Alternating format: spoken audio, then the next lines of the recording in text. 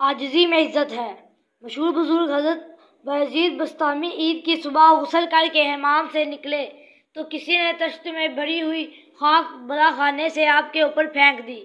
یہ حرکت بہت تکلیف دہ تھی، لیکن حضرت دونوں ہاتھوں سے خاک جھاڑتے اور فرماتے جاتے کہ اے نفس، تو آگ کے لائق ہے، پھر اس خاک سے کیوں مشتعل ہوتا ہے؟ یہاں تک بیان فرمانے کے بعد حضرت سعدی فرماتے ہیں کہ خدا پرست بھی اپنی ذات کو توجہ اور اعزاز کی قابل خیال نہیں کرتے۔ بہشت بری کا مستحق وہی ہوگا جو اپنی ذات کی نفی کر کے عاجزی اختیار کرے گا۔ سربلندی ہمیشہ عاجزی سے حاصل ہوتی ہے۔ غرور تو انسان کو فلاک سے خاک پر گرا دیتا ہے۔ سعدی نے اس حکایت میں قوت و ضبط پیدا کرنے اور غصے پر قابو پانے کا درس دیا ہے۔